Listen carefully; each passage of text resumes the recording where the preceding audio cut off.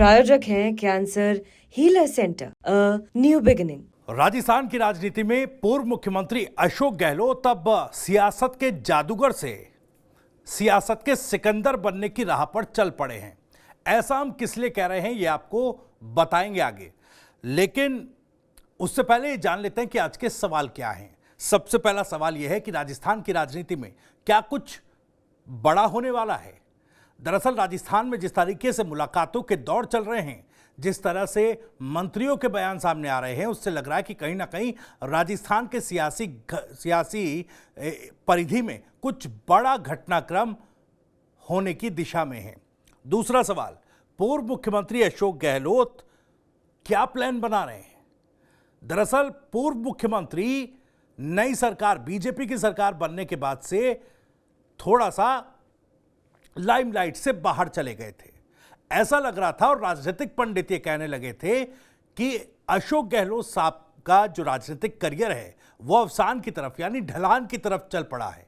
लेकिन अशोक गहलोत साहब अब ये बता रहे हैं, या यूं कहें कि अपनी सक्रियता इस तरह से जता रहे हैं कि अब ऐसा लग रहा है कि फिर से उसी लाइमलाइट में और उसी फ्रंट फुट पर आकर सियासत का मैच अशोक गहलोत खेलते नजर आएंगे।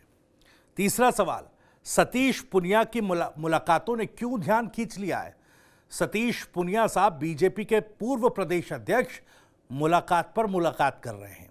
एक मुलाकात ऐसी भी हुई है जिसने सबका ध्यान अपनी तरफ खींचा और कहीं ना कहीं उस मुलाकात की तस्वीर पर चर्चा होने लगी, सियासी मायने गढ़े जाने लगे। चौथा सवाल, बाबा किरोड़ी कर रहे हैं क्या दो नावों की सवारी। यह भी एक बड़ा सवाल है। बाबा किरोड़ी का जिस तरीके से अपनी ही सरकार में रुख रहा, उसमें कहीं ना कहीं उनकी नाराजगी से लेकर उनके बागी तेवरों तक सब कुछ हमने आपको दिखाया, बताया कैसे बीजेपी सरकार में बाबा किरोड़ी सरकार की नाक का नासूर बन चुके हैं।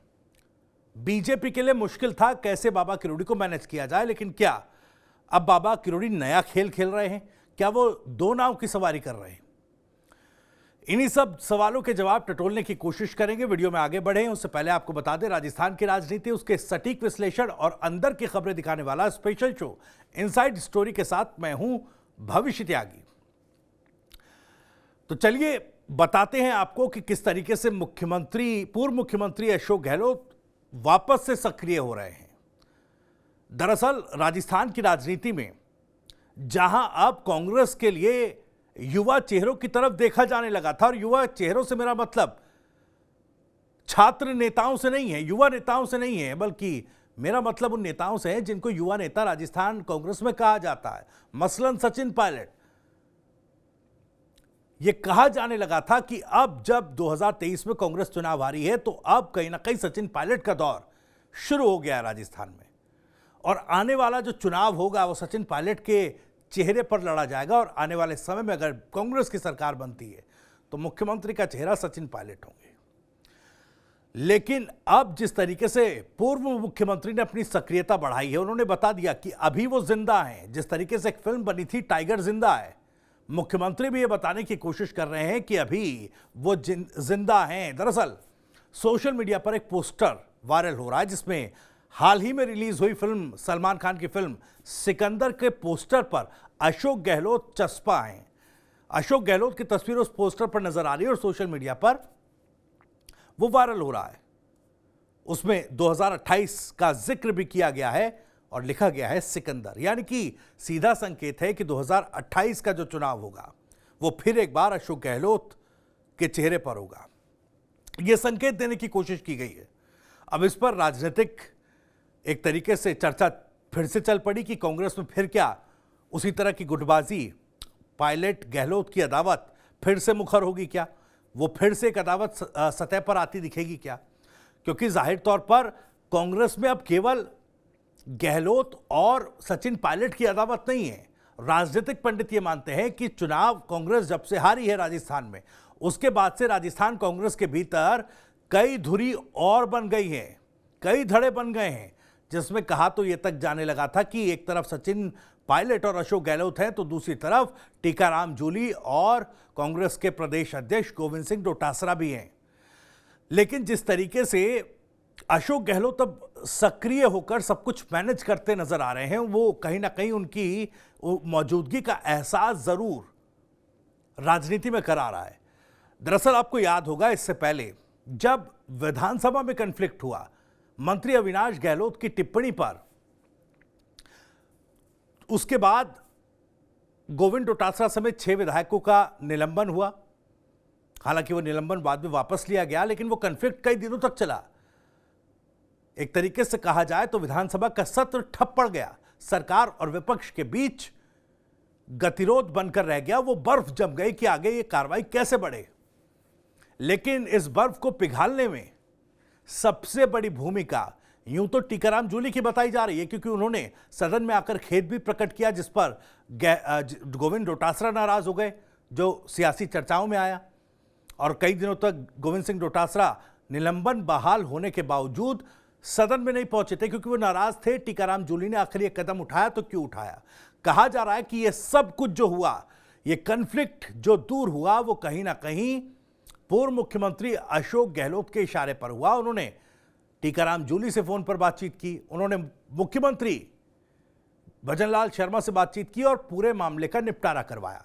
तो कहीं ना कहीं अंदर खाने इस तरह की खबरें सूत्रों के हवाले से आई और पता चला कि भाई कहीं ना कहीं इस पूरे घटनाक्रम में, जहां फ्रंट पर तो टीकाराम जूली थे, लेकिन एक बार फिर अशोक गहलोत के जादू का एक उदाहरण सामने रख दिया कि कैसे सरकार और विपक्ष के बीच का इतना बड़ा टकराव और इतना बड़ा कॉन्फ्लिक्ट को कैसे चुटकियों में अशोक गहलोत ने हैंडल कर लिया। तो एक बड़ा उदाहरण तो वो था, लेकिन अब जिस तरीके से सिकंदर फिल्म के पोस्टर पर उनकी तस्वीर छपी आती है अशोक गहलोत साहब की, वो बता रहे हैं कि किस तरीके से राजनीति में राजस्थान की वो एक बार फिर से एक्टिव हो गए। और ये एक्टिवनेस आई कहां से?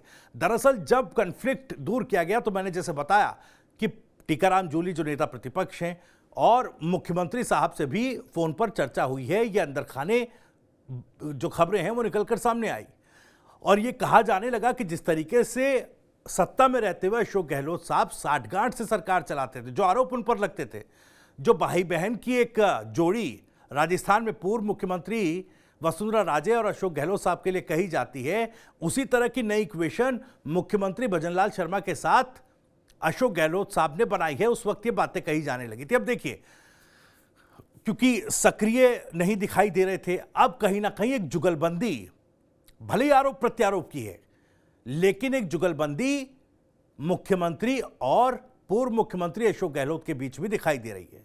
जो जुगलबंदी उस कॉन्फ्लिक्ट से शुरू हुई, वो जुगलबंदी अब आगे बढ़ रही है।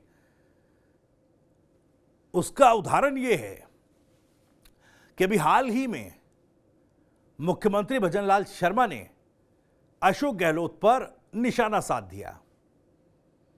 वो कह गए कि अशोक गहलोत साहब तो बस ट्वीट करते हैं, उनकी राजनीति बस ट्वीट भर तक सीमित है, और कई बातें कही।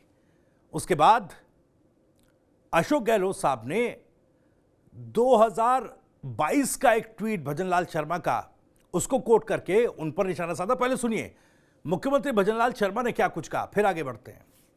मैंने कहा था बीकानेर में कि ट्वीट, पूर्व मुख्यमंत्री ट्वीट करने में ज्यादा विश्वास रखते हैं। मैं कहता हूं हम काम करने में विश्वास रखते हैं। और मैं कहना चाहता हूं कि कुछ तो बातें ऐसी होती हैं जो आपको भी समझ लेनी चाहिए। अरे बाजरे का जितना समर्थन मूल्य था, अब की बार तो बाजरा उससे ज्यादा में बिका है, क्यों चिंता कर रहे हैं? लेकिन मैं कहना चाहता हूं कि आपने उन युवाओं के लिए क्या किया। 5 साल वो पेपर लीक होते रहे और आप होटलों में सोते रहे। आप जरा मेरे को बताइए उस पेपर लीक के क्या किया आपने? हमारे भी समय में पेपर हुए हैं, लेकिन एक भी पेपर लीक नहीं हुआ है। तो मुख्यमंत्री भजनलाल शर्मा ने सीधे तौर पर कह दिया कि अशोक गहलोत सिर्फ ट्वीट करते हैं और कुछ नहीं करते, उनकी राजनीति यहीं तक सीमित है। अब इस पर यह देखिए किस तरीके से 2022 का एक ट्वीट मुख्यमंत्री भजनलाल शर्मा का, जो बाजरे खरीद को लेकर था, जिसको लेकर सीकर झुंझुनू में रैलियां की गई थी, वो ट्वीट उन्होंने कोट किया और पूछा कि भाई जब आप सत्ता से बाहर थे तो बाजरे खरीद को लेकर सवाल उठा रहे थे, अब क्या बाजरा समर्थन मूल्य पर खरीदा जा रहा है? हालांकि इससे पहले बाइट में आपने सुना मुख्यमंत्री तो कह रहे हैं कि समर्थन मूल्य पर बाजरा खरीदा जा रहा है, लेकिन सदन में उन्हीं के मंत्री बाजरे खरीद पर यह कहते हैं कि सरकार तो इस बार बाजरा खरीद ही नहीं रही है। तो यहां पर सरकार के मंत्रियों के बीच ही तालमेल नहीं है। विभाग में क्या चल रहा है किसी को पता नहीं, जवाब क्या देना है यह किसी को पता नहीं, लेकिन जुगलबंदी जरूर यहां पर शुरू हो गई है।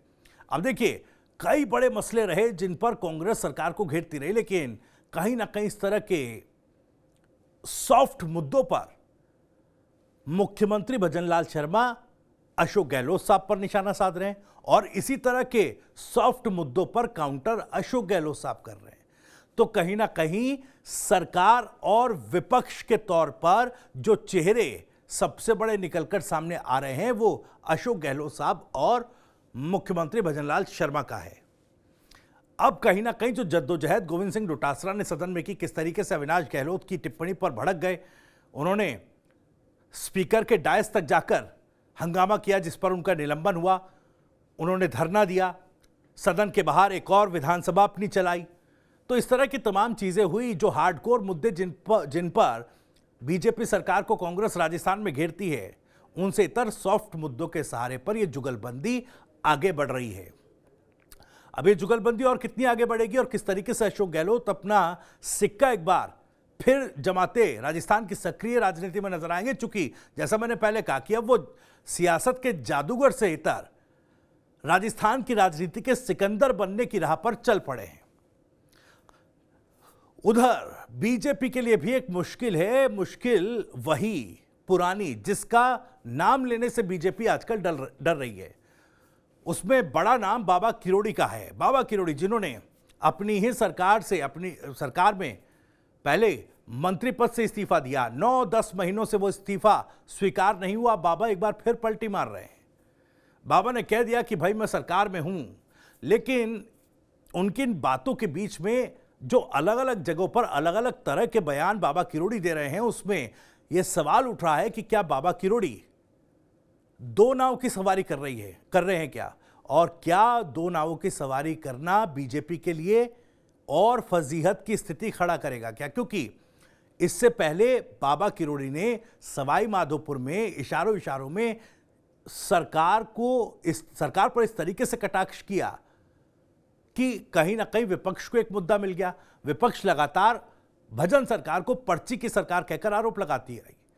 सवाई माधोपुर के कार्यक्रम में किरोड़ीलाल मीणा ने साफ कह दिया कि भाई मैंने तो इस्तीफा दिया, आपने मुझे जिताया, मेरी लाज रखी, कई लोग मुझे हराने में लगे थे, लेकिन कहीं ना कहीं दिल्ली से पर्ची आ गई, आप जानते हैं क्या हुआ।